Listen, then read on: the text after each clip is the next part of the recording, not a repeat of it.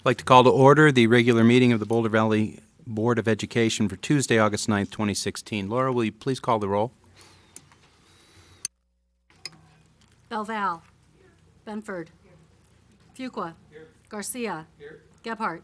Marquis. Myers.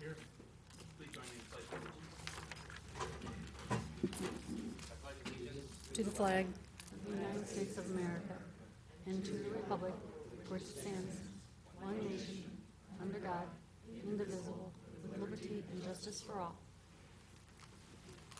I'd like to remind everybody that the mission of the Boulder Valley School District is to create challenging, meaningful, and engaging learning opportunities so that all children thrive and are prepared for successful, civically engaged lives. Welcome back, everybody. Board members, I hope you enjoyed your July break. District leadership and Ed Center staff, I know you work year-round. I hope you got some time off, too. And we're looking forward to another school year. We will begin, as always, with the superintendent's report. Hello, Dr. Messenger. President Fuqua, members of the board, welcome back. It's good to have you here. And I have a few items to catch up on since we've been away for a few weeks. First of all, a week or so ago, a good number of Boulder Valley School District administrators attended the Colorado Association School Executive Conference, our annual conference in Breckenridge, Colorado. That's all of our member organizations. So it's a big gathering from administrators across the state. So not only are the presentations excellent, of which many of them were presented by our administrators, we have a good lineup of presentations that we did, so good participation. And I just want to note for the record, Bill Sutter was recognized by the district business officials within his organization for Leadership Award, and also was Andrew Moore by the Calais organization. So both were recognized for their good work in their respective units within the Colorado Association of School Executives. So once again, an excellent conference and a nice professional motivator for all of us as we prepare for the school year. So also, I just want to, what's probably obvious to you from some of the reports. Susan Cousin sent a report that I think I forwarded to you in June about the work anticipated around the bond construction this summer. Well, it's happening, $55 million worth of work going on.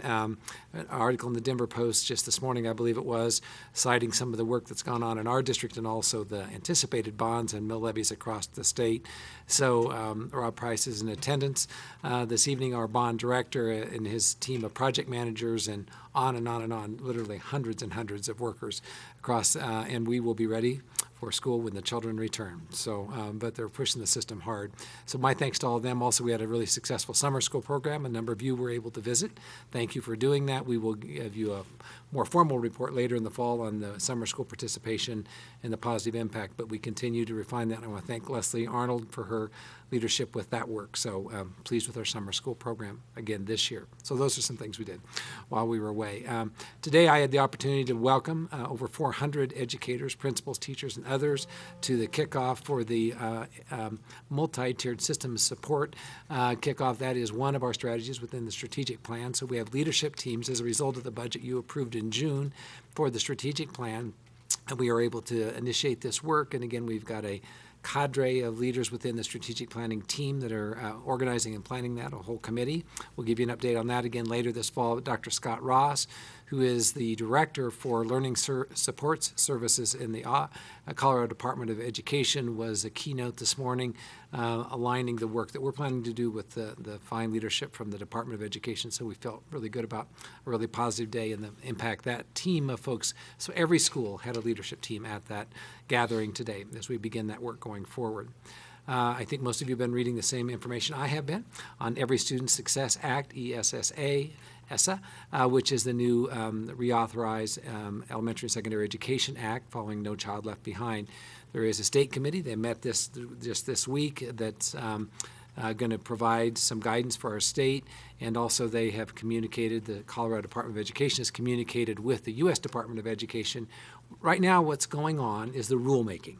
And so Congress reauthorized the federal law, and then the way it works, as you know, is the U.S. Department of Education begins to draft regulations or rules around that. And it's our opportunity to influence that rulemaking, just like we do when it happens at the state level. So one of the purposes of this state level committee will be to influence the development of the rules and regs at the federal level, and also under the new federal legislation, every state will submit their own plan. So it's our opportunity as a state to develop our own plan within the guidance from the the reauthorized law, as well as guidance from the U.S. Department of Education. I had the opportunity to attend a conference in D.C., Washington, D.C. this summer through my professional association, and at our case conference in Breckenridge, the chief lobbyist for the American Association of School Administrators spoke to the group. This is a really kind of a dynamic time in this reauthorization because it would be opportunity for the U.S. Department of Education to overregulate on this, and so appropriate to push back, and also an opportunity for our state to develop a plan that works for us. The thing that we have, of course, discovered is there's some state statute in place in Colorado that was put in place under No Child Left Behind that wouldn't be required under ESSA, the new reauthorized law. So there might be interest to change some laws in Colorado to take some of the restrictions in place that were better aligned with No Child Left Behind than they will with this new federal law. So I'll keep you informed of that. We have staff involved in these conversations. I know some of you are involved in them as well. But this year will be pretty critical as this new federal legislation is enacted across the country. And then just recently, as you can imagine, we're preparing under Ron Cabrera's team and others the professional development for our teachers when they return, and our other staff starting this week. And so a lot of work around that. Shelley Landgraf, Assistant Superintendent for Human Resources, led the work with her team welcoming our new educators to the district last week. So we had a chance to welcome them and help them feel at home in our district. About 130 or so new educators, not all brand new educators, not new to the profession, but new to our district. And obviously we're preparing to welcome our 31,000 plus students back next week when they return. So lots of activity going on as we set the stage for a new school year. And then the other thing, just in closing, I'd be glad to answer questions about these topics or others, is that we're getting ready to push out communication on the Indoor Air Quality District Committee. As you recall, last spring, you approved a committee around the Casey Middle School work with the commitment we would form the district level one. We decided, just because of timing in the spring, to come back to that. And so Susan Cousins has prepared a media release and communication to our community around applications for that committee, of which will form in early to mid-September. So that's coming upon us. And the indoor air quality testing in the schools, which was completed for the Phase 1 schools last spring under Dr. Shaughnessy's leadership, is now taking place in the Phase 2 schools as planned. So just wanted to remind you that work is continuing, and I forwarded a communication to you, I think, this morning around some of the work we're doing around data collection around health-related issues with this work around indoor air quality. So, Sam, I'll stop there, but I'd be glad to answer questions on those topics or others. Thank you, Dr. Messenger. Any questions for the superintendent based on his report? Tina? The first question is, are you able to share the agenda and any of the presentations that were given by our staff at CASE? Is that something so we could just get sort of a glimpse into what that was like? Yeah, maybe what would be best, Tina, would be we submitted abstracts for consideration before they were accepted. So maybe that would be a good overview of those that were accepted to be presented. So we can do that. Okay.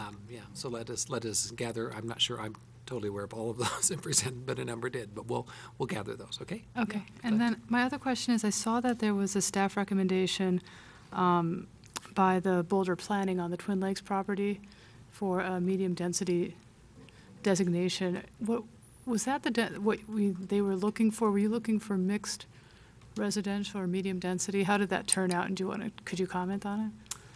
Melissa, do you know, or Leslie? I think we'll need to follow up on that maybe, Okay. Unless someone else knows. We'll follow up with Don We'll and follow get up back and to you get on back that, to you on sure. that team Okay, to see great. where that landed with regard to our plans. So. Okay, thank you. Thanks, Tina. Any other questions for the superintendent? I have Yeah, Richard? a question regarding, congratulations to the both, to Andrew and Bob. Bill. Bill. Congratulations for your recognitions. And how did we do in terms of the 130 new teachers that were hired? Were we able to get any teachers of color out of that 130 pool? I don't have a number yet. We'll get that. You can provide information later on. But yes, we do have teachers of color. Great. So we'll give you a summation of our hiring, both that question, Richard, as well as years of experience, areas, as well as the preparation. So thanks for asking. I have a follow-up to that. Is that number, 130 new teachers, that seemed higher than previous years, or did I hallucinate No, I that? think it's close. We've had higher and lower years, but I asked Shelley that. So it's kind of what we'd expect just through regular attrition and retirement and relocations. I mean, as you know, our workforce is very stable, high level of retention. So that's just sort of a percentage that occurs just naturally out of 1,500, 1,600 total licensed teachers. So it's just going to have that much trouble. And of course, some of these folks have been on temporary contracts with us, so they're not all strangers to our district. Several in-state, out-of-state that joined us with experience, and then some brand-new educators as well. Great. A small number of brand-new educators. Thank you. Kathy? Following up on that, are there any unfilled positions? We have created a couple ourselves here just recently and doing some moving around, so we are still working on a couple, I believe, Shelley, positions. Yeah, we're down below 5, I believe. Late resignations, some shifting. Yeah, but very close. That's not very many. Yeah, very close. Anything else? Jenny? Yeah, well, so I'd like to join Richard in congratulating Bill and Andrew. We always knew they were terrific, and I'm sure that other people noticed that as well. Let's see. And I'm glad to hear that schools are going to be ready for kids to move in. I've had people start asking me. They look around Broomfield and go, "Really?" I don't believe it. So, Won't necessarily be perfect or totally complete, but we'll be ready for well, that. I've been telling people it'll be done enough And it'll that be they safe. can get in. So I wonder. I noticed that there was a committee. Was it a legislative committee that was put together, an interim committee to work on ESSA? And I wonder if we're following that work or. Yeah, there's the two groups. There's the one that the State Board of Education formed that has the multiple representatives on it, and they met this week. And then in addition, there is an interim committee to address the issue as well. I'd like to think maybe they're coordinating their efforts. There's certainly communication going on through our professional associations. We are monitoring both of those committees, and so, yes. Okay, until you'll be reporting back to us as that as we gain work proceeds information.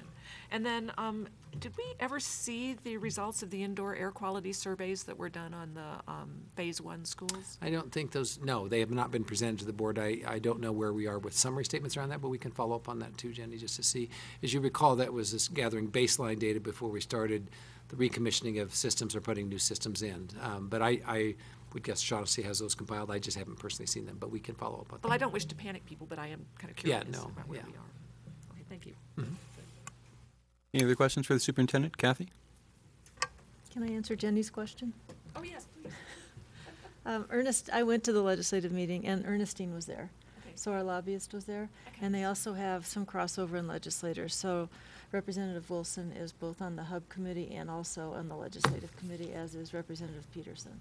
So they have some crossover between those two groups. And I'm assuming we'll take advantage of whatever opportunity to give our own districts input is available. I'm just not sure. Yeah, but just so you know, our own lobbyist was there, and I've been monitoring it as well, so I just thought I would. And I have They're in good hands then. I have a question for the superintendent. So what I've seen, and I'll talk about this during board comments, is there's not going to be much change to current legislation or current structure. That's mostly talking about writing our state plan around what currently exists. So I'm just hoping that as you see things change, if you could let us know, because there are some things that I think would be helpful to see change, and that's not the conversations that I'm hearing, so. Yeah, I think that's a worry, Kathy. When I serve on the Commissioners Advisory Committee as a superintendent rep, and so we met up in Breckenridge at that conference, and certainly that was my comment to the interim commissioner and her staff, that as we have opportunity to influence that, we shouldn't let those be the sideboards to the sandbox. If they need to change, then at least there ought to be a minority opinion, and then we'll go to work in the legislative session to try to influence that. But yeah, I have some of the same concerns. Yeah, because what I'm hearing is we're already trying to figure out how we're going to amend it before it's even written. Yeah. Yeah. So it's not going to be an easy path. Thanks, Kathy. Any other questions for the superintendent at this point? If not, we'll move to the next item on our agenda, which is public hearing and public participation. The board recognizes the value of public comment on issues related to the operation of the schools. To ensure that our meeting is conducted in an orderly manner, we ask that persons who address the board confine your comments to matters that are germane to the business of the school district. Speakers on agenda items will be heard first, followed by those speaking to non-agenda items. Limit your presentation to 2 minutes. If we go over the first hour, public comment will continue at the end of the meeting. Recognize that students often attend or view our meetings. Speakers' remarks, therefore, should be suitable for an audience that includes kindergarten through 12th grade students. Board President may interrupt, warn, or terminate a participant's statement that is unrelated to the business of the district or inappropriate for K-12 students. There is a lighting system on the podium. Starts at green when your 2 minutes begins, turns yellow when you have 30 seconds remaining, and turns red at the end. And when the light turns red, please wrap up your comments so the board can hear from the maximum number of speakers. Probably not going to be a problem tonight. We have one speaker signed up on a non-agenda item. Ann Parker, are you with us? Good evening, Ms. Parker.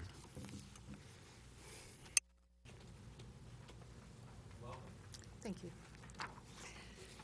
Superintendent, Mr. Fuqua, board members, good evening. My name is Ann Parker. I'm a former teacher and a concerned citizen of Boulder. I'm here today on behalf of Keep Kids Off Rocky Flats, a project of the Rocky Mountain Peace and Justice Center here in Boulder. Our goal is to ensure the safety of all children for years to come by keeping them off the Rocky Flats Wildlife Refuge.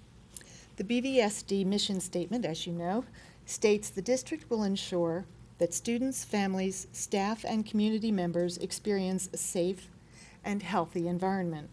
To that end, we would like to request a board policy rejecting any invitation from the U.S. Fish and Wildlife Service to have field trips out to Rocky Flats. The refuge, which surrounds a former nuclear weapons facility and ongoing Superfund cleanup site, can never be guaranteed to be completely safe from the radioactive hazards of plutonium. Tiny plutonium particles can be brought to the surface by wind, rain, and burrowing animals, and then released into the air where they can be readily inhaled. Children are the most vulnerable to plutonium, and I hate to picture small sneakered feet running there, disturbing the dirt with each step. Yes, it does look beautiful there, but we believe that land adjacent to an active Superfund site is no place for children to play, hike, or picnic. Without complete certainty of safety, we must err on the side of caution for the sake of our children, as well as their teachers and any parent volunteers who might accompany them. Keep Kids Off Rocky Flats hopes to ensure the safety of the children of Boulder Valley School District. Please support our efforts to protect Colorado's youngest citizens by refusing to send school field trips to Rocky Flats. Thank you for your time and attention. We look forward to hearing from you regarding a written policy rejecting school-sponsored field trips to Rocky Flats. Thank you. Thank you, Ms. Parker.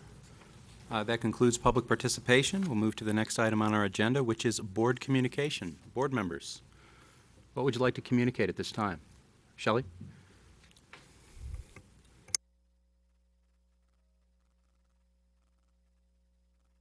Regarding the Casey Indoor Air Quality Committee, the committee asked that Tom and I come back and clarify with the board how you guys would all like, the level to which you'd like to be involved in some of the things they're talking about. So, for example, they're putting together a survey that they want to send out to, or put on the website, that will ask people about what their experiences are in the school. And there's been some confusion about whether they need to come back to the board to approve a survey like that, or whether the two board members that are on the committee can approve a survey like that, along with Justin, who's the principal of the school. And it's just, I think, a general question about how much you want to see other than the minutes of what's happening with that committee. So if anyone has any comments about that, let me know. Yeah, I'll perhaps solicit board comments and talk about it in agenda setting, and maybe put it on the agenda for a discussion at one of our regular meetings. Okay, we can do that. The sooner the better, though. Yep. I would say, because hear you. it's holding things up Looking until for we know guidance. the answer to that. Yeah. Okay. The other thing is I want to thank very much the community member who just came forward to talk about Rocky Flats. As you guys know, I asked the question, are we currently sending kids to Rocky Flats on field trips? And Bruce responded that the administration is not aware of anybody who's on Rocky Flats or near Rocky Flats. So I'd just like to check in with all of you and see whether we do want to put out some directive saying that that is not going to happen. Not just, we're not aware of it happening, but we do not want that to happen. And I don't know if that would look like a policy or a resolution or what exactly that would look like from a board perspective, but I fully support something saying, there's plenty of places to do field trips. We do not need to be going to Rocky Flats. But, so I don't know, Sam, if that's an agenda Yeah. item or, I think it should be. okay. Yeah. So do you want me to submit that somehow, or are you making note of that? Or I'm how- making note of it. Okay. Okay. And so all of that just got me thinking about how many environmental health issues like keep coming up. I mean, not just for us, but for every school district. In our own district, there's the whole Casey air quality thing. There's questions I think Kathy's asked about lead pipes. Somebody told me that there's a mold issue in their school. There are other air quality issues in other schools, apparently. There's this Rocky Flats petition that's going around. There's the PCB question that just came up recently. There's concern about cell towers. There's issues around food, pesticides, GMOs, all of that. And it seems to me that there ought to be some sort of advisory committee or something to help the board think about how to address environmental health issues. And so I would recommend that we put together some sort of committee or group so that people, when they have concerns about something like this, can go to that group, and that group have experts on it that can advise the board on what actions we might want to take with regard to these health issues. So I'd like to suggest doing that. Again, how would you like me to proceed in terms of? I think, could you write up the idea? And then I think, given everything on our plate, perhaps our quarterly planning session would be the opportunity to discuss how to move forward on that. Okay. Okay. And you and I can talk also. Yeah. So, and that's the last thing I actually wanted to talk about. I looked at the list of pending on hold list that's part of our agenda list. And there are several things that are not on that list that in my mind should be pending agenda items. So, and so I'm not sure the quarterly planning sessions are catching everything so what would you propose I do about that? For example, I mean, on the pending list, there's nothing about the athletic working group, even though we said we would meet in November to discuss that at our quarterly planning meeting. I don't see it like on the list of agendas as we go out when I look at what's written in there. I don't see anything about adding a policy or talking about a policy BEDG regarding a board attorney. I don't see that on there. So I just don't know how things, I don't still understand how we're capturing everything that comes up and how it's getting scheduled. Yeah. So, Let me review the notes of that last meeting, and then Okay. if you'll send me the items that you think have been overlooked, okay, I can get back to you on that. perfect. Okay. Thank you. Anything else? Shelley? No, I think that's it. Thank you. Who's next? Oh, yeah, go ahead, Tina. Where in policy, if a parent does have a concern about an environmental hazard at their school, is it just they just go to the principal, or is there another place they should go? What would be the best route for a parent who has a concern? Well, certainly that would be an appropriate option. The other is part of our work, which doesn't totally address what Shelley commented on, is the formation of the District Indoor Air Quality Committee. So not all that was mentioned was indoor air quality, but part of the charge of that group will be to have a reporting and a complaint protocol that's both communicated and functional, because that was one of the concerns that kind of led to the creation of our committee. So possibly through the formation of that group, we could see what issues are still unaddressed, and there could be some that are beyond air quality, and maybe that relates to what Shelley is suggesting. So, but for right now, certainly it would be appropriate to either address it with their school level administrator or bring it to our office. Anybody else? Jenny? I think Kathy's. Okay, Kathy? I want to congratulate Bruce on his invocation, or whatever you want to say it, for the CASE president occurred at the CASE conference, along with the recognition of Andrew and Bill. There were lots of exciting things happen for Boulder Valley employees at the CASE conference. And I want to give as loud a shout out as I can to Grant Simon and Wendy Fiedler for the Crayons to Calculators work. I went over and volunteered on a day, and then went over and visited with Jenny, who had been volunteering. And to see the community volunteers that come in with their T-shirts on, and the amount of work that needs to be done, and the amount of organization. I know Wendy was driving things to Longmont and driving things all around, and she knew where every pencil was and every backpack, and it was really impressive to see the kind of community work that went on for the crayons to calculators. I think it was 10,000 backpacks. Almost 10,000 backpacks that went out. So I just want to give a shout out, and if there's any kind of recognition we can give to that program in addition to just my feeble shout out at a board meeting, I think we should think about that, because it's pretty awesome what's going on there. So I wanted to talk about that. And as you mentioned, Bruce, a shout out and thanks to Leslie for chaperoning me through some of the summer school visits. The work that's going on in these schools is amazing. And to see I went to Louisville Middle School and to Angevine to see the middle school and high school projects, and it was really heartwarming to see the level of engagement, not just from the teachers and administrators, but the students. I remember one of the assistant principals at Angevine showed me a kid who was totally engaged, and when he started, his parents were making him do this, and you can only imagine how well that went over. And so she said to him, well, if you could just, go into the classroom for 15 minutes and see how you do, and then you can spend the rest of the time in the office. Well, by the time I saw him, he was totally engaged in the entire class and spending no time in the office. So it's a great program that we're doing, and I think if we could just make sure that those opportunities are as available as we can to all the students who want it, I think that's pretty wonderful. And also, thank you for including us at the district leadership team lunch. That was really fun to go to, and to have the opportunity to have conversations with staff was really helpful. The kinds of conversations you can't really just have unless you have the opportunity to just sit and have those chats with people. I really appreciated being included in that. And then I've talked to you about my concerns around ESSA. I went to the hub, I guess that's what they're calling themselves. And after about 3 hours, they agreed that it took them a long time to even figure out the decision-making, and they agreed they would do a thumbs-up decision-making process, and that was pretty much the end of the meeting. So I'm really hoping that we are not, as you put it, I thought that was a good description, Bruce, confined in the sandbox by the sides that we've already created, because those statutes were created in response to Race to the Top and to old legislation, and I think we have some opportunities to be thinking about where we want to go, not where we've been.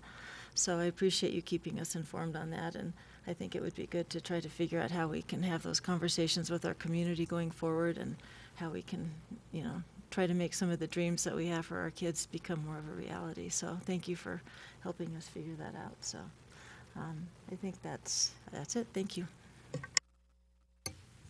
Jenny? Well, I'd like to piggyback on what Kathy said, both about crayons to calculators, and I'd like to say it's also a great thing that our district provides the space so that work can go forward, because it does benefit our kids, so we should do that, and it also benefits kids in St. Vrain, and I think that inter-district cooperation is also a great thing.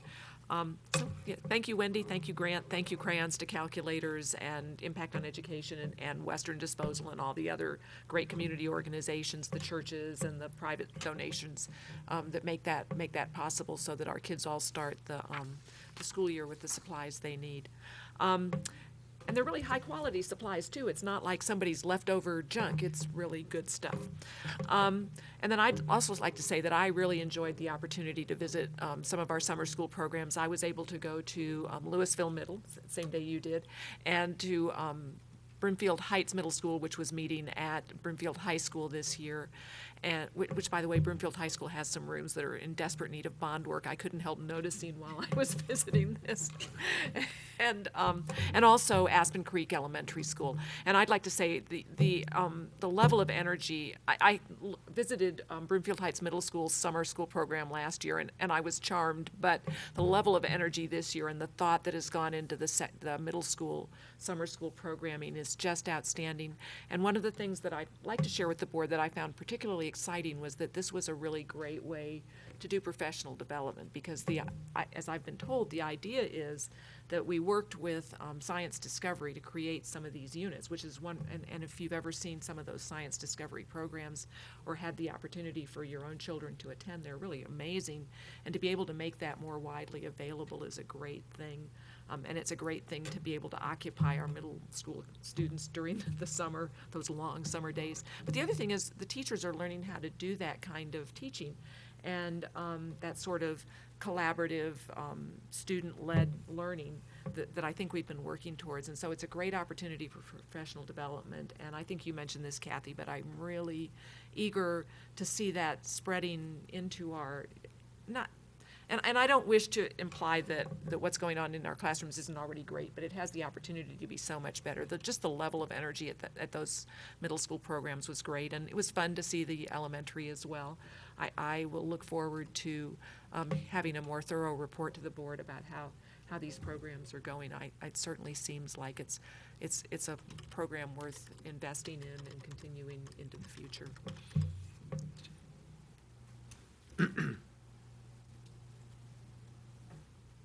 No set? Richard? I too want to echo what Kathy and Jenny said about crayons to calculators. I also went to go visit that, and I was highly impressed with the operation of that. I was talking to Wendy just a few minutes ago before we came in here, and I believe 4,000 of those backpacks came to Boulder Valley. So that's 4,000 kids. 4,000 kids that are going to get school supplies that they otherwise may not receive, and that's just a wonderful operation. And I agree. I think we ought to do something to recognize the efforts that Wendy and her associates and partners are doing to make this happen. It happens every year. So, I mean, it's just a wonderful, wonderful operation. Thank you, Richard. Anybody else?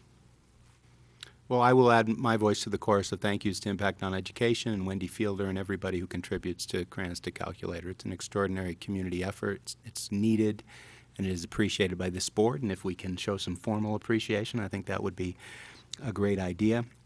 Ms. Parker, thank you for your comments. I share your concern, particularly given the extreme lethal nature of plutonium, the fact that we really don't know how much contamination is at that site, and we will discuss how the board might act on a policy or some kind of written response to the concern about our students potentially visiting Rocky Flats. So thank you for being here. Board members, you got in your packet tonight a letter from the United Brotherhood of Carpenters, Local Union 55. Dr. Messenger, I'm not sure if you've seen this, but it draws attention to possible concerns about a builder who I think may or may not be working on one of our elementary schools. How should we follow up on that? You have? Through our bond teams. Okay. Yeah. And I'd like to check back in with you, at least I would. Yeah. Thank you. Okay. Great. Well, I think that's it for board communication. We can move now to action items, consent grouping, which include 6.1 personnel items, 6.2 approval of minutes, June 14th, 2016, 6.3 approval of minutes, June 21st, 2016, 6.4 approval of minutes, June 28th, 2016, special meeting, 6.5 approval of minutes, June 28th, 2016, regular meeting, 6.6 amendment to the construction manager general contractor contract for bond-funded capital improvement work at Douglas Elementary School, 6.7 award of bid package number 1 for bond-funded earthwork and utilities at the new Erie PK through 8 school, 6.8 award of bid package number 2 for bond-funded guaranteed maximum price at the new Erie PK through 8 school, 6.9 award of contract Boulder Natural Meats, 6.10 award of contract for audio enhancement systems for learning spaces for bond-funded work, 6.11 award of contract for bond-funded Monarch High School parking lot safety improvements, 6.12 award of contract Legacy Meats, 6.13 change order to the construction manager general contractor contract for bond-funded improvement work at Alicia Sanchez International School, 6.14 grant Emerald Elementary School after-school exercise program Colorado Health Foundation, 6.15 grant Emerald Elementary School cooking and nutrition lessons Whole Kids Foundation, 6.16 health services sources of strength Boulder County Community Services, 6.17 grant instructional services and equity consolidated federal programs titles 1A, 2A, and 3A, Colorado Department of Education. Are there any items on the consent agenda board members would like to pull? Hearing none, I need a motion to approve the consent agenda. Kathy? seconded by Tina. Are there any items on the consent agenda board members would like to discuss? Yeah, Shelley.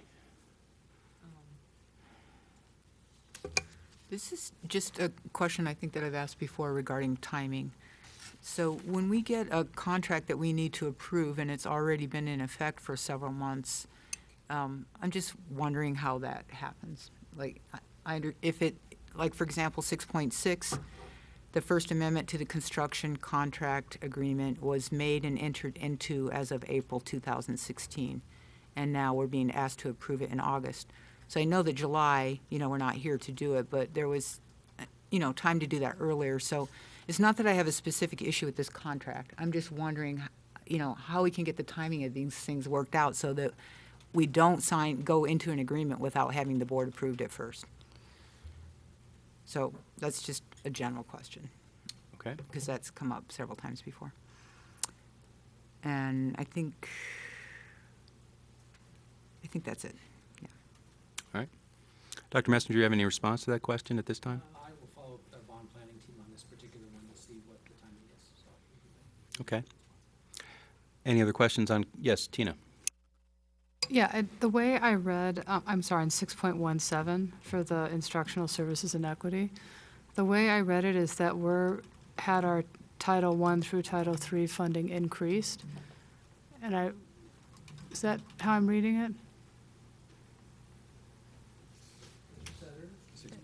It says 10% more than in 2015-16.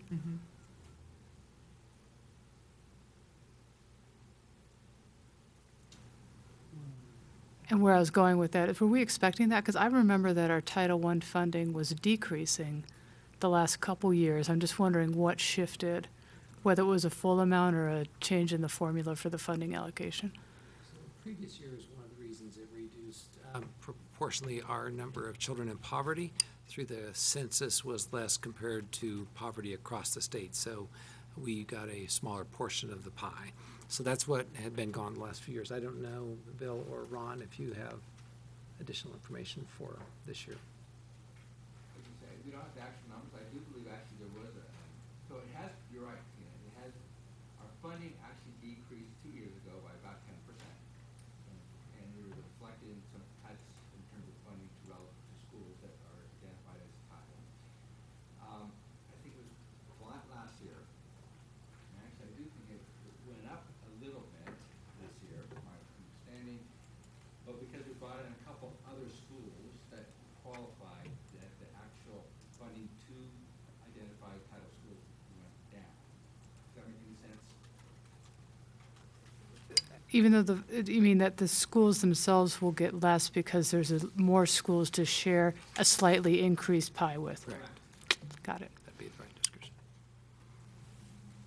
And consistently, our grant-funded programs, which are heavily staff-dependent, do not keep pace with the growth of our inflationary cost of living adjustments for our employees. So we find ourselves subsidizing those consistently more every year. All categorical funding, not just Title I. Other questions on consent? Hearing none. Laura, could you please call the vote? Belval. Yes. Benford. Fuqua. Yes. Garcia. Yes. Gebhardt. Yes. Marquis. Yes. Myers. Yes. Motion passes. Thank you. Next item on our agenda, action items, 7.1, Colorado Statewide Parent Coalition. This is a matching grant the board is asked to approve. Is there any discussion of this item? Richard?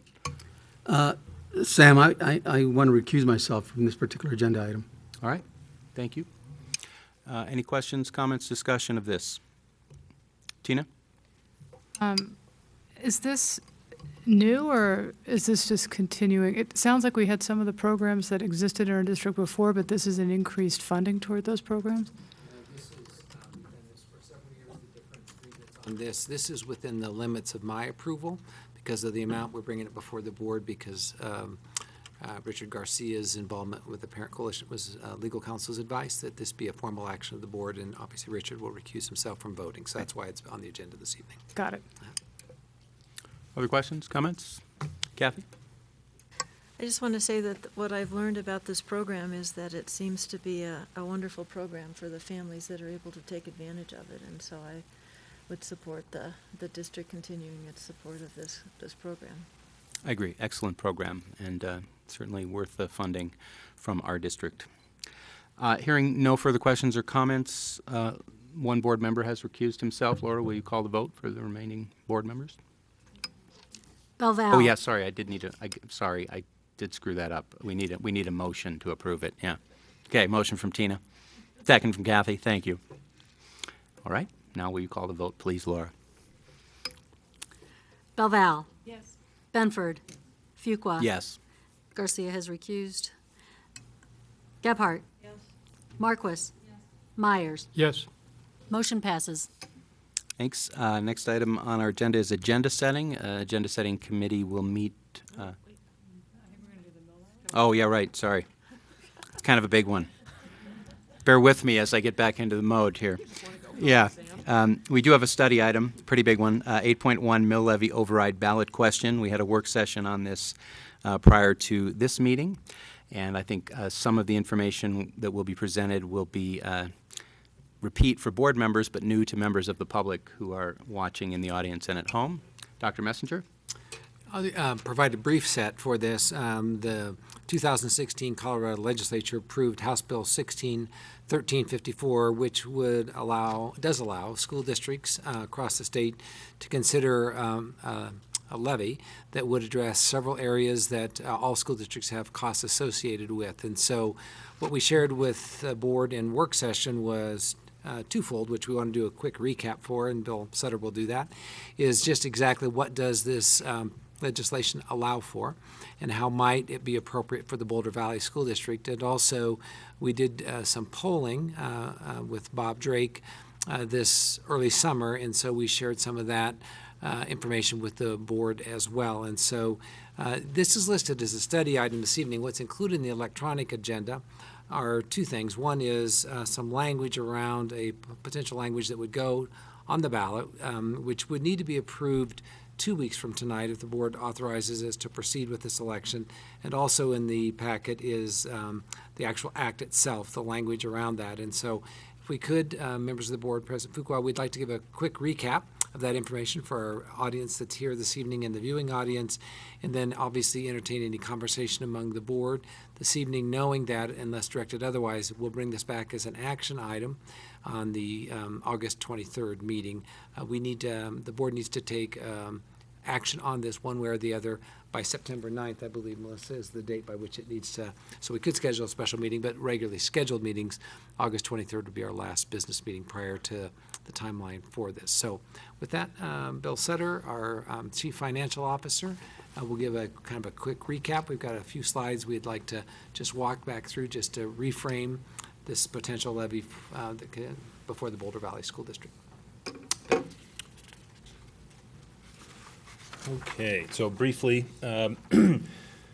this is a new mill levy override option that was just passed in this last legislative session, House Bill 16-1354. Real quick overview, I'll run through of what is allowed within it, then what are the categories within our current district budget that would be included in that. As a possibility to ask for resources to cover those expenditures. What would be the impacts with property taxes on a homeowner, residential property taxes, and then the draft ballot language we've included in here. We'll get this PowerPoint attached to the agenda item after the meeting. So first, real quick, this is a new mill levy override that allows for funding capital construction, new technology, existing technology upgrades, and the maintenance needs of the district without borrowing money. So really the preventing putting deferred maintenance into a long-term interest-bearing bond.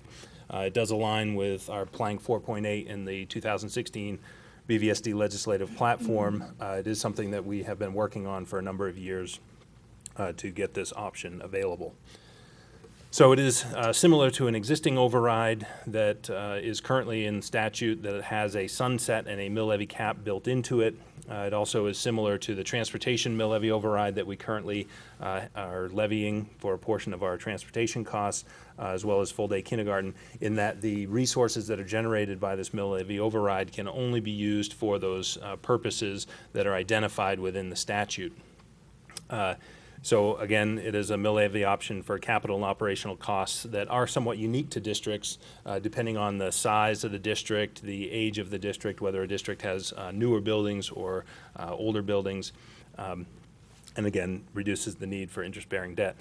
Previously to this mill levy override, bonded indebtedness was really the only option within the limited funding districts have to fund those large capital improvements, whether deferred maintenance or new construction or major renovations. Certificates of participation have always been an option districts use. Their lease purchase payments, the challenge with that, it is a district general fund expenditure to make those payments, so it's not an option as a separate property tax mill levy. And then, of course, just direct general fund expenditures, which can be very challenging when you have large capital needs for things like boilers and roofs and parking lots.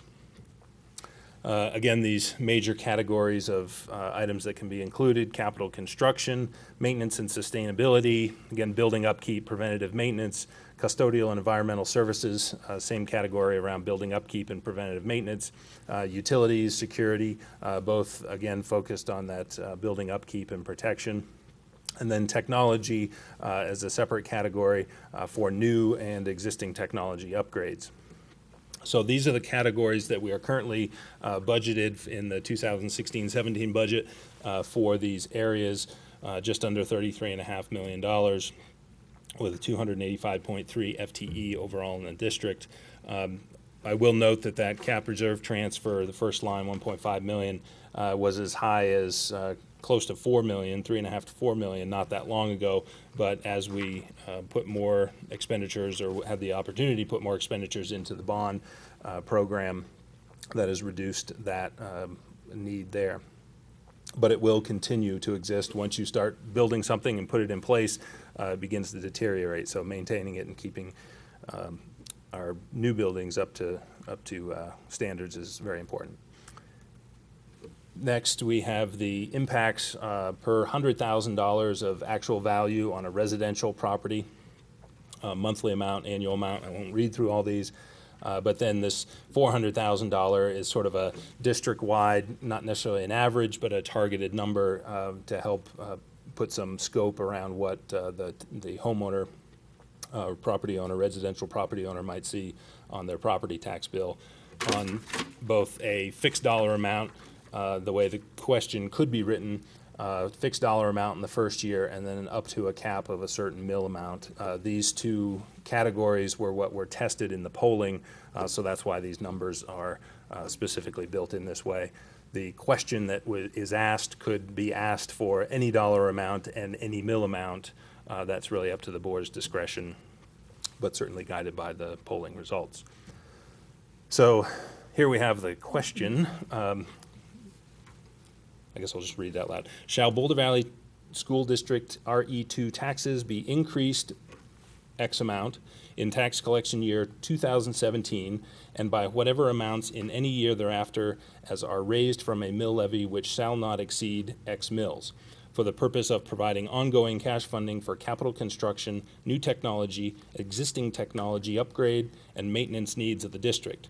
And shall such tax revenues be deposited into the Supplemental Capital Construction Technology and Maintenance Fund to be created by the district, and shall such taxes and the earnings thereon be collected, retained, and spent as a voter-approved revenue change and an exception to the limits which would otherwise apply under Article 10, Section 20 of the Colorado Constitution or any other law. So again, this is focused around asking for the levy to be used for these capital construction and maintenance type needs. Yeah. So I think following up from Bill's comments, again, I just repeat that if the board's pleasure is to pursue this in the November election, then we would ask you to take action on this stated ballot language with some blanks to be filled in. We would make recommendations around that, but obviously you had the opportunity to see some polling data earlier that might influence the levels we'd like to set. The two blanks in the language was the amount that would be collected in year one, and then up to a certain mill levy, so that would create some flexibility for you as a board and future boards based on those needs.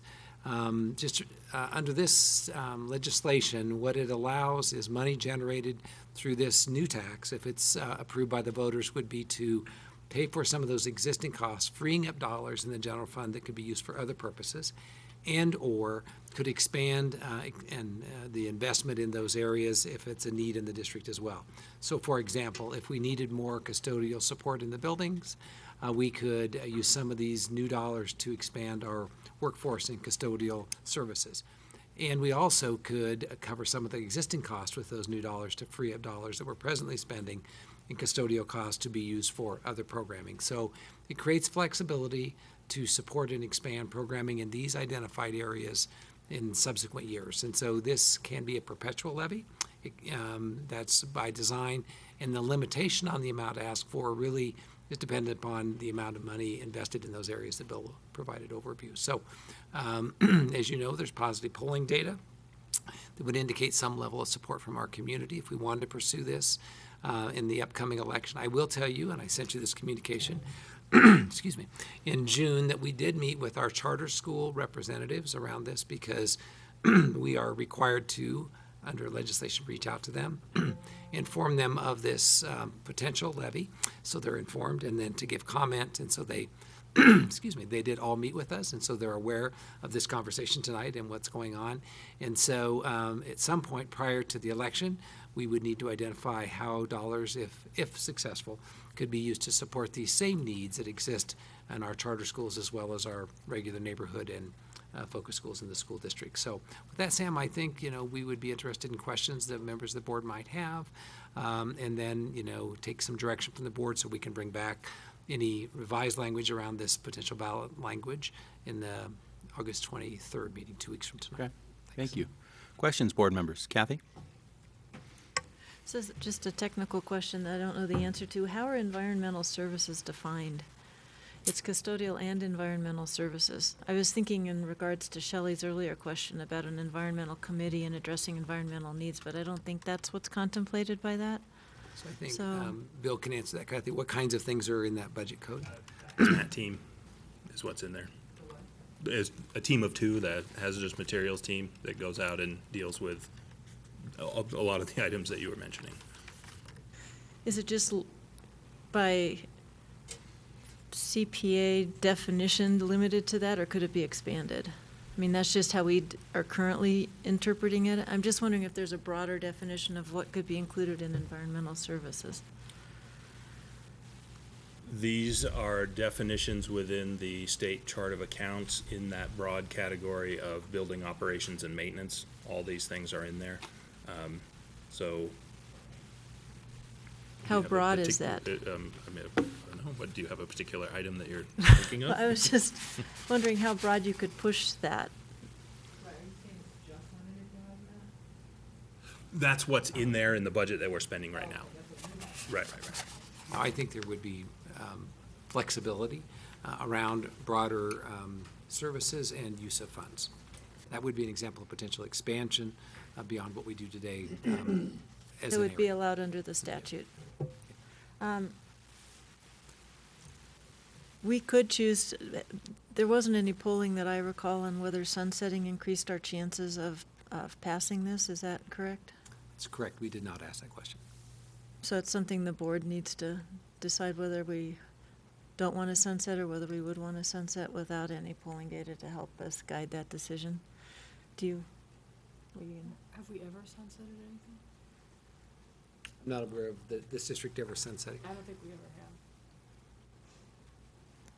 have. And then, was there any polling, so as I understand it, we would pick a number, but then we would give the board flexibility and have a higher number than the mills would raise for the first year? Is that, did we poll on whether giving the board that flexibility to be able to increase that amount going forward was something that the public would support?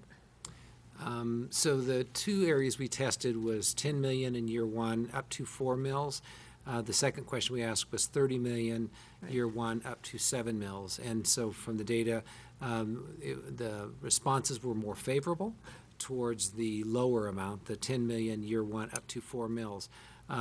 What we created, you have to use present valuation. We created the span that would go up to $24 million, up to 4 mils under present valuation.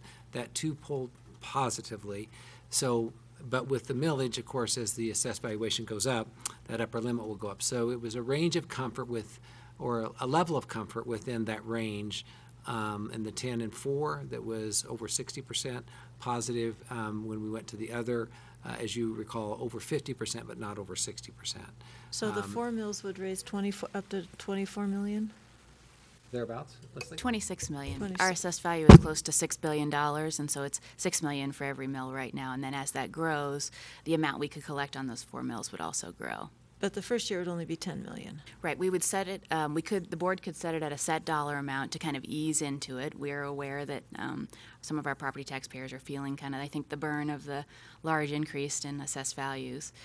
So the board could choose to do the 10 million in the first year and then ease into the 4 mills. They could do 2 mills the next year, 3 mills the next year, depending on what they wanted to do from a budget perspective. But this language, as we have designed it, would allow the board that flexibility.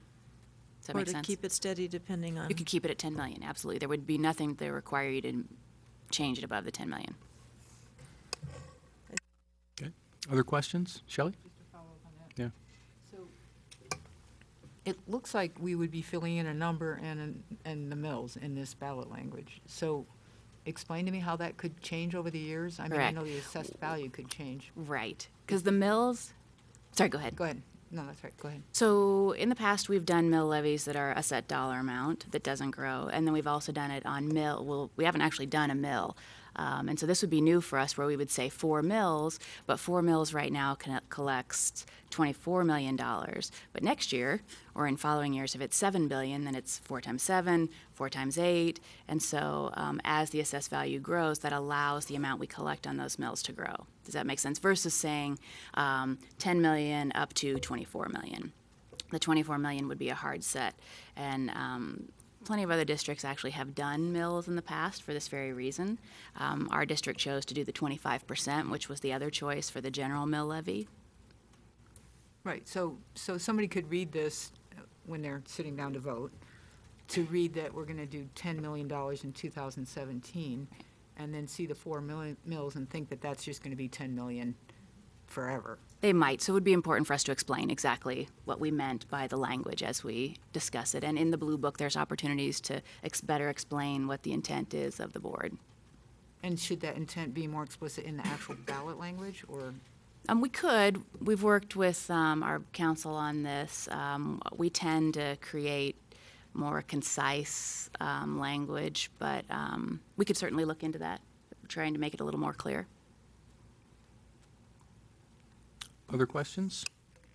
Tina? As I mentioned in the work session, it would just be helpful to get a better idea of our budget for next year, if there's any way to kind of project out what our shortfalls in our budget might be and how this can play into our whole sort of financial sustainability as we move forward. The budget you approved on June 28th is dependent on $6 million of one-time funds, and so that's an anticipated shortfall as soon as the 17-18 budget, based on what we know today. And so if we were to collect upwards of $10 million, say, through this levy, and we would need, and keep things the same, meaning same services and staff, then again, just trying to anticipate, we would need probably upwards of $6 million of that $10 million simply to balance the existing budget. We've been looking at some projections.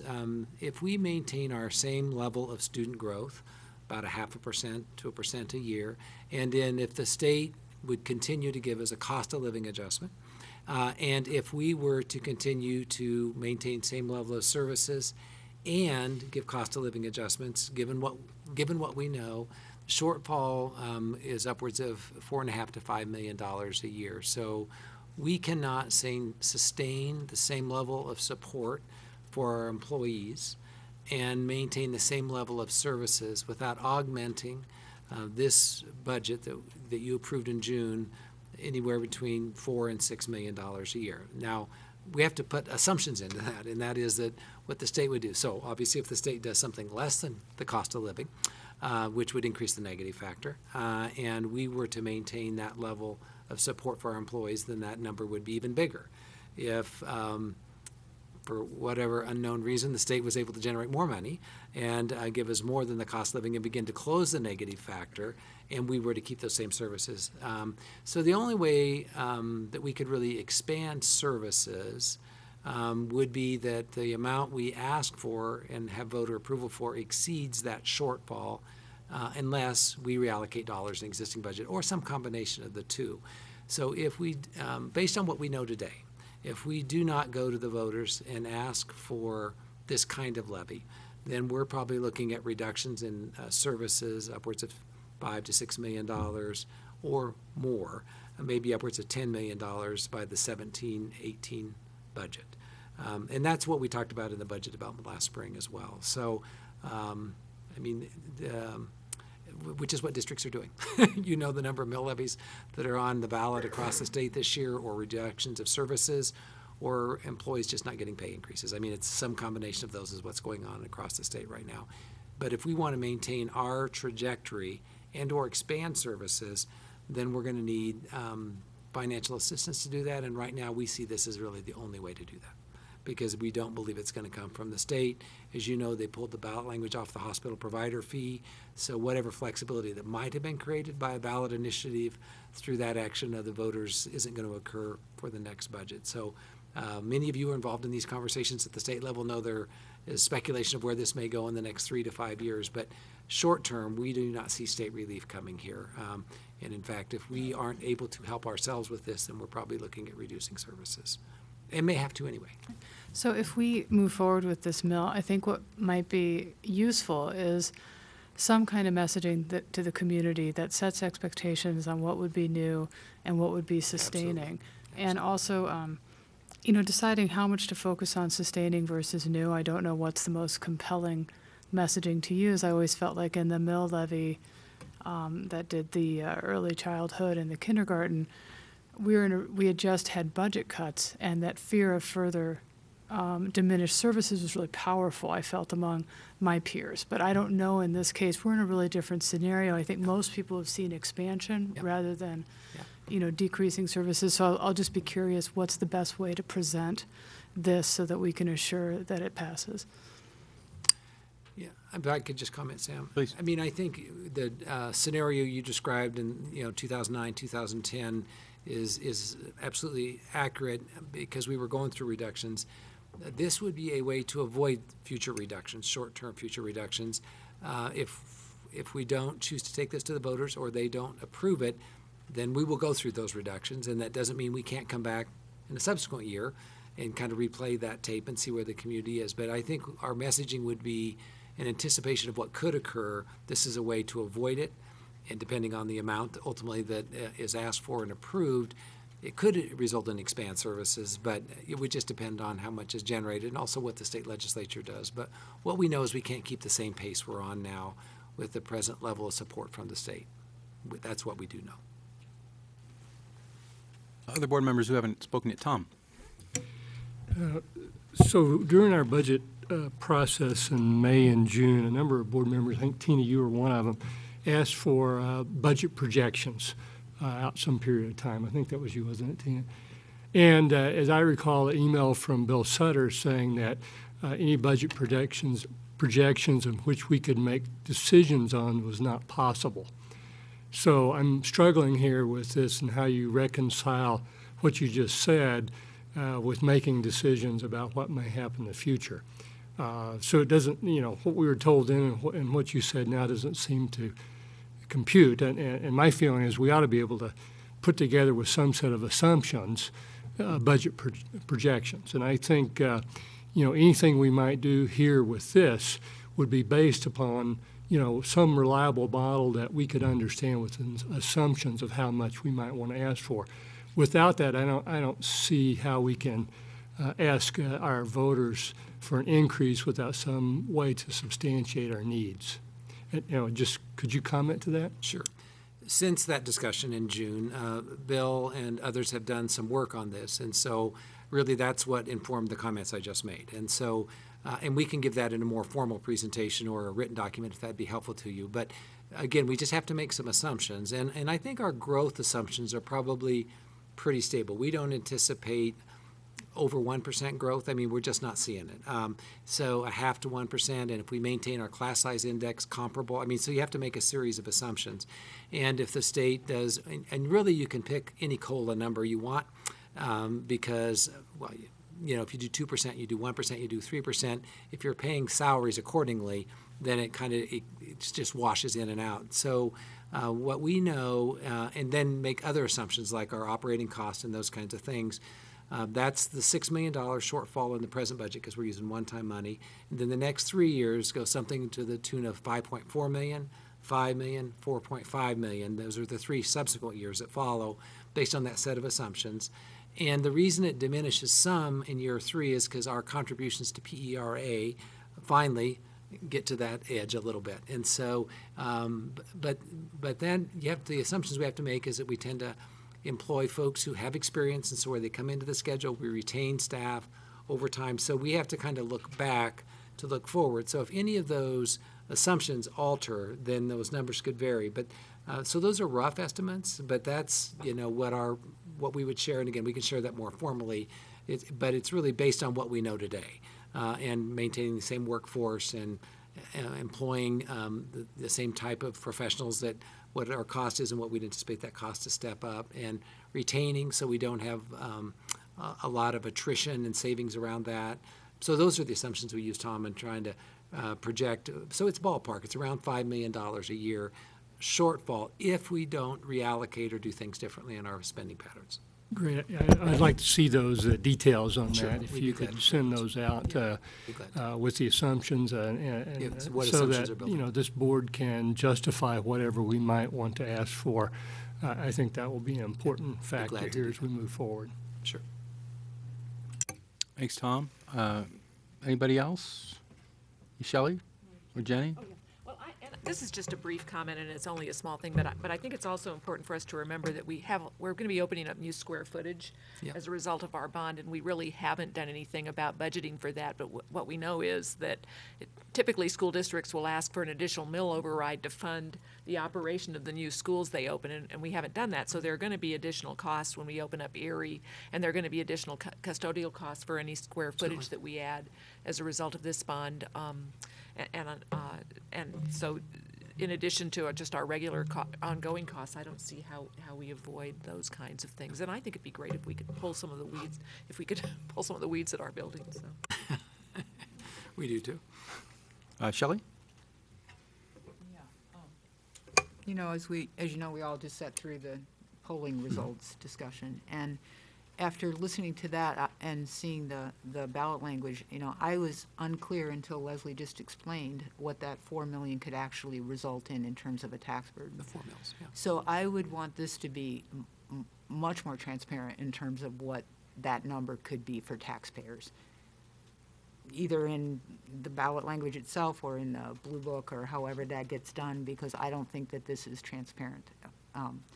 Secondly, I'm not really okay asking voters for more money unless the board is able to specify how we're going to use it.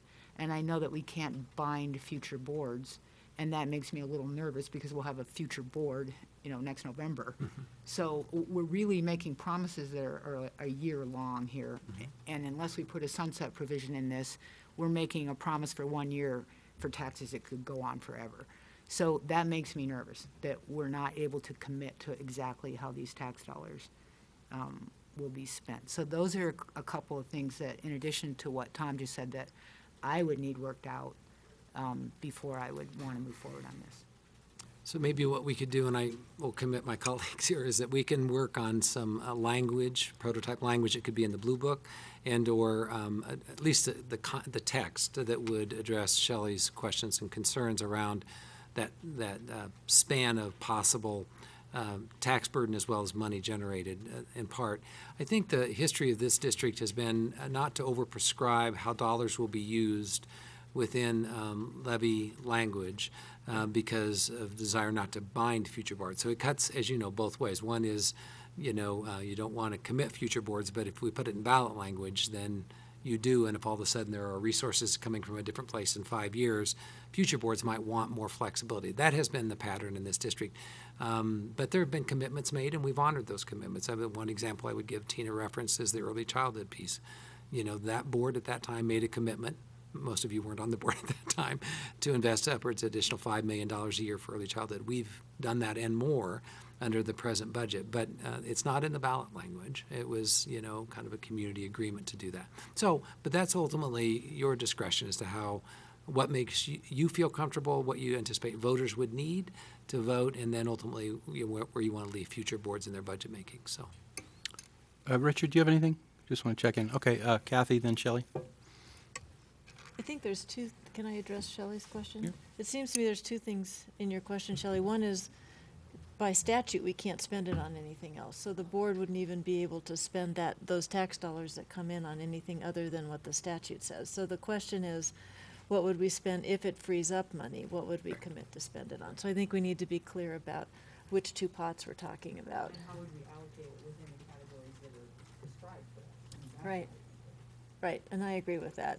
And the potentials we've talked about of even expanding some of the money in those categories to provide additional services that, as we heard in the work session, have been cut. So I just think it's complicated to explain this, but I just think we need to be clear that we can't spend the money beyond what we would raise, beyond what the statute allows us to spend it on. So, but that's not very sexy for selling it.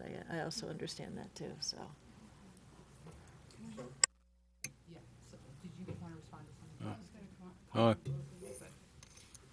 I was just going to say that. So if 4 mills could actually turn into $24 million, and we're looking at these polling results that say, people aren't so keen on 30 million, but they're keen on 10 million, it makes me question the polling results, because if I'm just beginning to understand what this means in terms of the tax burden, certainly somebody picking up the phone and answering some simple questions about dollar amounts that are listed on this page are not going to understand the implication of what 4 mills is for them in terms of dollars. So I'm just wondering if the polling is reflective of exactly what it is that we are planning on potentially doing. So Sam, maybe if I could. Yeah, go ahead, Bruce. Yeah, so why don't we work with Bob Drake to provide you the actual questions that were asked that might address. I mean, one of the things that Bob talked about in our work session was the implications on the taxes on a $400,000 home. So it was embedded, so they understood that impact.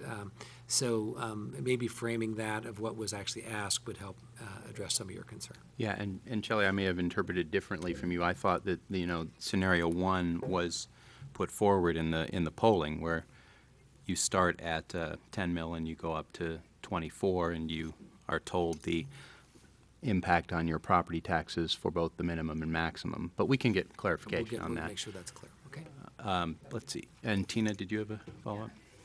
Just addressing to what extent we describe how we spend the money. I think in the first year, it makes a lot of sense, but I think because our mill levies don't sunset, it's important not to be too prescriptive, because the values of the community and the directions of future boards and the revenue streams of future districts will change. And so we can't really plan for what we're going to need in 10 or 15 years. And if we get a $5 million grant from a company, we might be able to offset an entire line item. So I think it's hard I wouldn't want to bind a future board or district because I just don't know what's coming down and what's going to be the next new thing. And so I think it's important to be clear how we intend to spend it now, but know that there is flexibility. We have exercised flexibility with all of our past mill levies, and I think we've done it to the benefit of our community, that we have changed money that came from one mill that was, that we re-emphasize a category over another category as our needs and our values changed.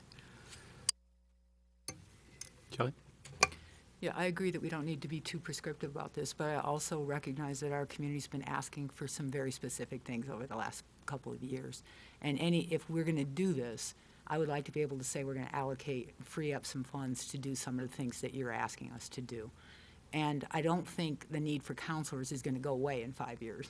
In fact, it's probably going to get greater. So I'm not sure I'd want to be that specific, but I do think we need to in some way address those needs. And I also think, in response to Kathy's question earlier, just because we've never sunsetted a mill levy before doesn't mean that we can't. So, yeah. Mm-hmm. So I've heard a few things. Tom wanting some additional budget information, maybe perhaps some fine-tuning of the language, clarification from Bob Drake. Are there other pieces of information that the board would like as we move towards a decision point in 2 weeks? Jenny? Well, and I just want to make sure that as we move, I'm supportive of this, moving forward at some level, and probably a more conservative number, since that's what the polling seems to support. However, I want to make sure that we don't overpromise with that there are things our community really wants, and that I agree, I would really love to be able to provide for our students, but it sounds to me like we're paddling just as fast as we can to stay where we are, and that, any additional money that this brings in beyond what it's going to take just to break even may not go all that far. So I'm all supportive of providing additional services, but I want to make sure that we don't. It's very careful not to overpromise, because that's happened in the past as well, and it does breed voter distrust if we're not careful. Tom? Yeah, I wonder if you'd allow me to give some big picture perspective here. So I've been on the board now for almost 7 years, and so this area of maintenance for school buildings has always been a big issue, that it's not funded. And so continually we're scraping to replace things that deteriorate or things that we need to upgrade, for example. So having said that, the timing of this is interesting. Polling now, from what we see, and I need to dig into that a little bit more so I understand it, but appears that it may have favor at this time. I got to understand a little more of the polling questions. The economy seems to be favorable. But on the other side, we just passed the largest bond in state history. And if I recall, over $200 million of that went to deferred maintenance upgrades for safety and security. So as a district, in that regard, we're going to be sitting pretty well for the next few years. Okay, so I don't think that this is an immediate problem right now for us, that we have to get it on the ballot this time around. I think some time to really understand this and dig into it is in order here. We also have a situation now where we have, the school bonds have increased the mill levies, valuation of properties have gone up, so our taxpayers have a double whammy. And as I talk to people, that's what I hear every day. Our property taxes are just really, really increasing. So I would submit that we need to be respectful of our community here, and not rush into anything. We've got they've been very good to us over the years with the passing of the maximum mill levy override that we did a few years back, that really helped us through the recession. We really needed that. Of all the donations of time and money that come into all of our schools. So we have a community that's very much behind us, and very much interested in education, and we need to be respectful of that. And that community trusts us as elected, representatives for the taxpayers. So it's incumbent on us to really look hard at what we're doing here. I'm not in favor of just go, see the pants jerk and let's ask for more money. I really need to see the details behind it. Our budget process last year left a lot to be desired. In fact, every year it has. We really need to understand a projected budget and where we're going, so that we're not speculating every year based upon, the winds of change. And this board needs to be engaged. And I felt like during our last budget, the board really didn't really understand the budget as well as I would have liked to have seen.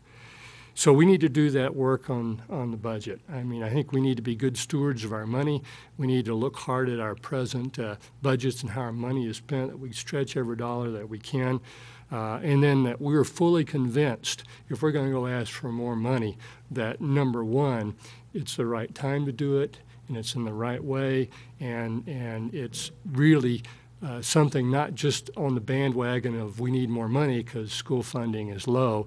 It's because we're trying to do our best to provide the best service we can and extend our expenditures to the maximum impact to our community. So before I'd be willing to, be in favor of any of this, I need to see all that happen. And that's not going to happen in 2 weeks. I mean, just face it, it's not going to happen in 2 weeks. So my recommendation is we set forth a plan and we check off these things one by one, and we've got some time to do it. We don't need it this coming year. This could be next election we could do this.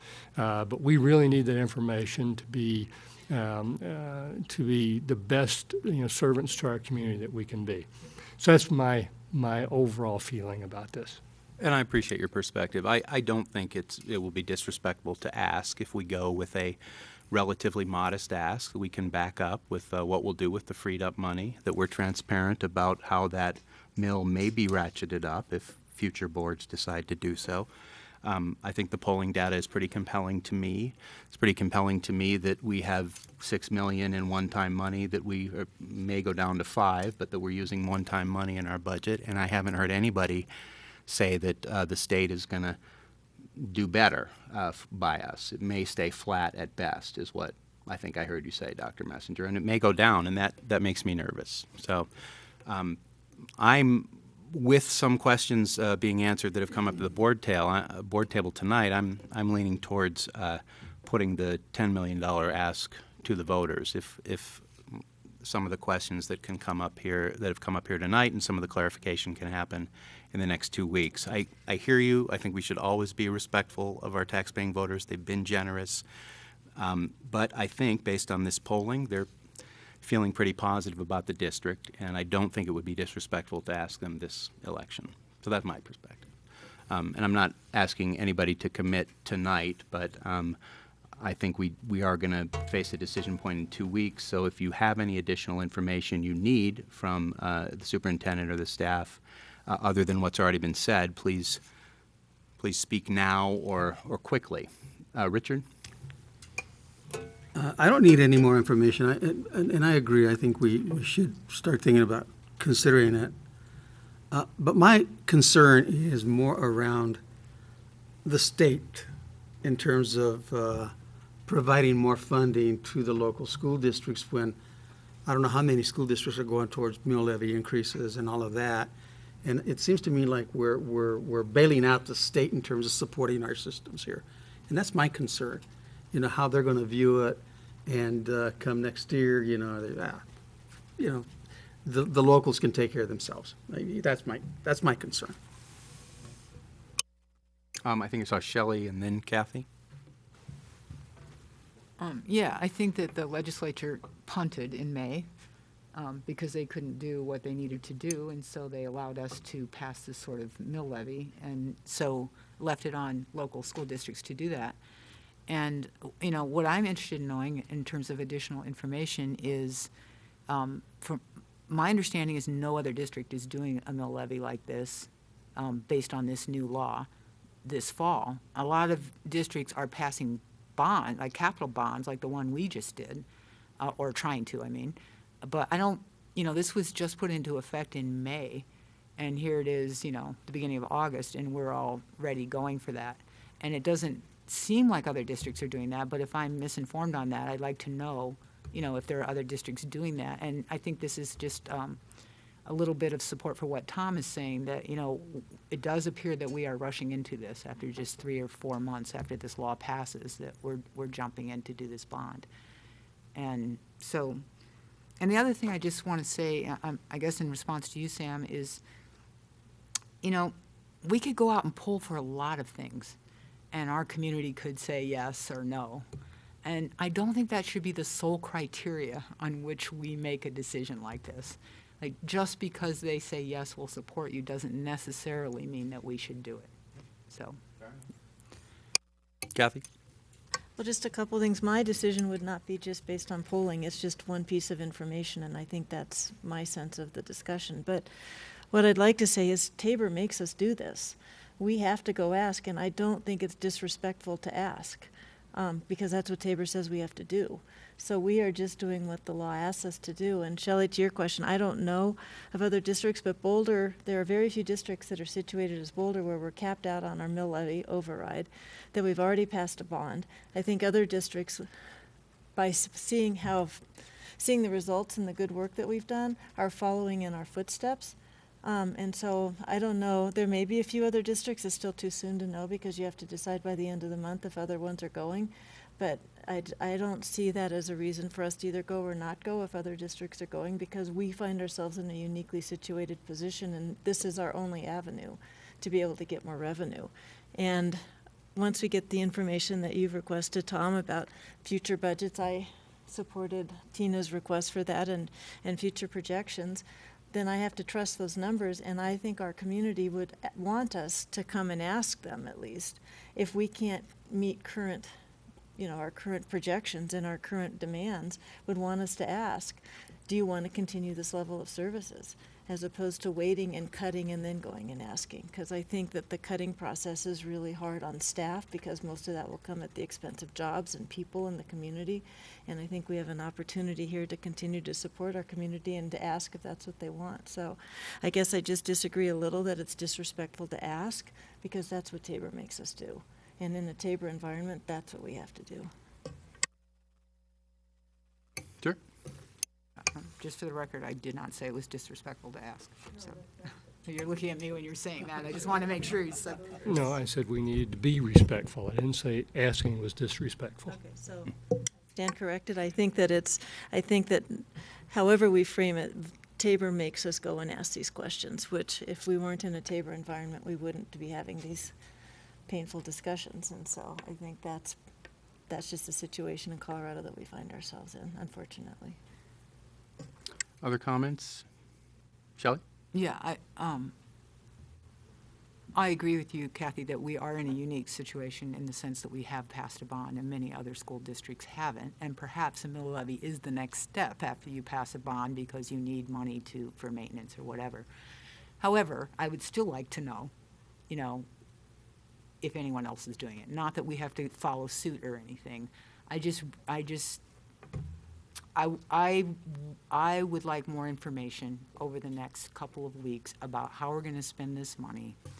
And I don't think it's fair to ask taxpayers to open their checkbook without knowing what they're buying. So. Jenny? Yeah, so actually, that information is actually, I don't know if it's perfectly available, but it's fairly easily available because the Colorado School Finance Project has been collecting that very information on their website. So we should be able to get that information really. I mean, you could just provide us a link to wherever that is on the School Finance Project's website. That's what they do, and I think we support them in their work, so we might as well reap the benefits. And then I just also like to remind us that I think it's perfectly appropriate for us to go ahead and use this vehicle, even though it's pretty new, because it's been on our platform, our legislative platform, for a number of years now. I think almost since the recession hit, as something that we would like to do if the opportunity were available. But anyway, my main point was just that information is really, it's a reasonable question, and we can look and see what other districts are doing pretty easily, I think. Additional questions or comment at this point? If not, Dr. Messenger? Well, maybe just in closing, I think to Jenny's comment, we'll follow up with Tracy Rainey, the Executive Director of the Colorado School Finance Project. You're right, she does collect that information. I know there are several districts in conversation. Again, I think it's early September, a decision has to be made, so it'll be as accurate as what Tracy has, at least maybe those that are at least considering this option. I will say that most districts aren't where we are yet, as has been stated by Kathy, at that maximum level, so they have some discretion. That's the mill levy overrides. That we can share all of that information, who's anticipating going for bonds, mill levy overrides, or potentially this new legislation. We can report that to you. I will tell you that to Tom's point earlier, I would share that as we did presentations throughout this community for the bond issue in 2014, we presented and we were frequently asked how much of that bond is going to be for deferred maintenance. It was $245 million for deferred maintenance. And it won't satisfy all that we have, because if you recall, we had estimated we needed $800 million, which we didn't ask for. So, those are ongoing. But what we consistently heard when I made those presentations is, I hope you have a plan. And I said, we're working on a plan. Hope you have a plan so that you don't have to do deferred maintenance in 10 more years in this way. We hope you can do it another way. So in part, that's what this is about, is anticipating what those ongoing costs for roofs and boilers and et cetera will be. So hopefully those who follow us a decade or two from now, when they go back to the community for a bond, it's for needs other than deferred maintenance, if we're successful with this kind of levy override. So that's a consideration as well as we go forward. I would just add, if I could, if there are other questions or need for information that you think of as you drive home tonight, if you'll just drop me an email, we'll do our very best to bring forward what was asked for tonight and any other information. And if we can generate it sooner than 2 weeks from now, we'll just share it with you so you can take a look at it. And certainly in 2 weeks, we'll share as much as we can, okay? Thanks. Appreciate the discussion. Sure. Bruce, what is the deadline for the board for getting this on the ballot? September 9th. September 9th. Yeah. So we have how many board meetings between? We have one scheduled business meeting between now and September 9th. 2 weeks from tonight. Well, good discussion, board members. I appreciate everybody's comments, and I look forward to that additional information.